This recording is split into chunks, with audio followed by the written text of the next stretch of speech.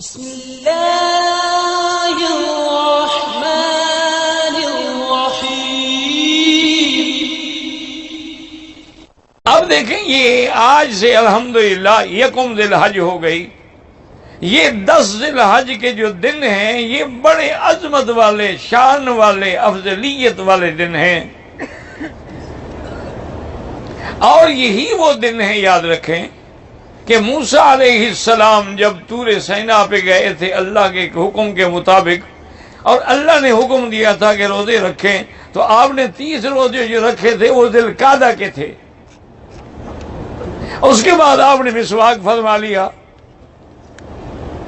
تو اللہ نے حکم دیا موسیٰ علیہ السلام کو کہ موسیٰ علیہ السلام، روزے دار کا جو ہوا ہے، ری ہے جو معدے سے آتی ہے، وہ تو اللہ کے ہاں مسک سے بھی اچھی ہے، تم نے اس کو کیوں ضائع کر دیا مجھ سے کلام کرنے سے پہلے؟ اب 10 روزے اور رکھو۔ تو انہوں نے وہ 10 روزے اسی ذی الحج کے رکھے تھے، یعنی یہ ذی الحجہ کے 10 دن جو ہے آج سے نہیں، ابتدا سے شان والے ہیں، عظمت والے ہیں۔ اور دوسری بات جو علماء نے لکھی ہے، اگر اللہ کرے کہ آپ کو سمجھ آئے اور کوشش بھی کریں سمجھنے کی، کہ ہر چیز میں ایک خاص عمل ہے۔ مثلا رمضان ہے، صرف روزہ ہی رکھنا ہے۔ صاحب نصاب ہے، سال کے بعد قربانی کرنی، ایک دن بس، 10، 11، 12۔ اگر صاحب نصاب ہے، ایک دفعہ سال میں زکوٰۃ دینی ہے، تو ایک ایک عمل ہوگا۔ نماز پڑھ رہا ہے، ضروری تو نہیں کہ روزہ بھی ہو۔ روزے کی حالت میں ضروری تو نہیں کہ نماز بھی پڑھ رہا ہو، لیکن یہ 10 ذی الحجہ کے ایسے دن ہیں جو ساری عبادات کا مجموعہ ہے،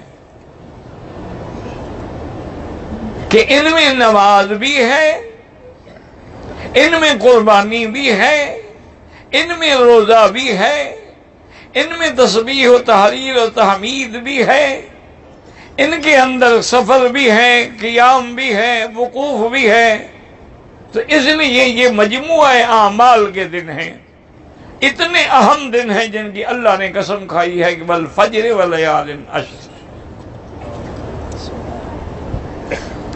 تو ان دنوں کے اندر مہربانی کر کے یہ آپس میں بیٹھنا اور باتیں کرنا اور قصے کہانی یہ سب چھوڑ دیں، کھانے پینے، ہوٹلنگ شوٹلنگ، یہ ساری زندگی کرتے آئے ہیں آپ۔ اب سارا وقت جو ہے آپ اللہ کے ذکر میں گزاریں، کم سے کم 10 دن کے اندر قرآن کا ایک ختم کر لیں، اور کوئی مشکل نہیں کہ 3 پارے روز کے پڑھیں، 10 دن میں قرآن ختم ہو جائے گا۔ روزانہ درود شریف پڑھیں، استغفار کریں، اور پھر اس پہ غور کریں۔ میں نے کہا نا کہ توحید تو حج کیا ہے، یہ توحید ہی تو ہے۔ حج کیوں ہے؟ توحید سکھانے کے لیے۔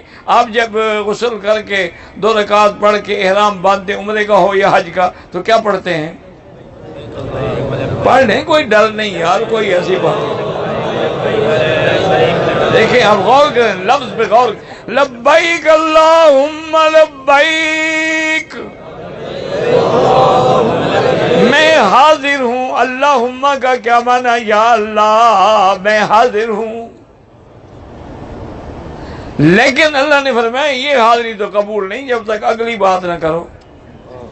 اب وہ کہے گا لبیک لا شریک لک لبیک، تیرا کوئی شریک، اللہ کا کوئی شریک ذات میں یا صفات میں نہیں ہے۔ جب تک لا شریک لک نہ کہو تو لبیک بھی قبول نہیں۔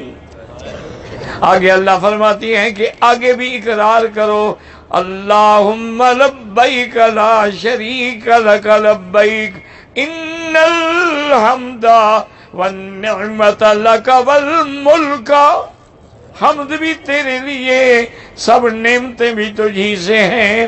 ان الحمد والنعمت لک والملک، اور ملک کس کے لیے ہے؟ اللہ نے فرمایا اس پہ بھی بس نہ کرو، کہیں ایسا نہ کہہ دو کہ اللہ کا بھی ملک ہے اور پیروں کا بھی کچھ حصہ ہے۔ فرمایا والملک لا شریک لک۔ تو ابتدا کس سے ہو رہی ہے؟ توحید سے ہو رہی ہے کہ نہیں ہو رہی؟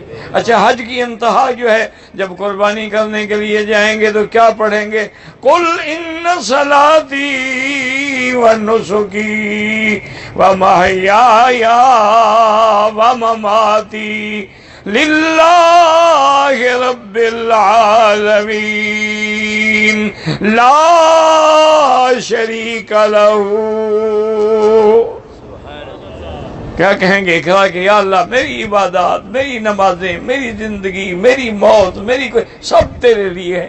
اللہ فرماتے ہیں تیرے لیے بھی ہے اور کسی اور کے لیے بھی ہے۔ فرمایا پھر میں تو قبول بھی نہیں کروں گا، اس لیے آگے اقرار کرو کہ لا شریک لک۔ تو حج کی ابتدا میں بھی توحید اور انتہا میں بھی توحید ہے۔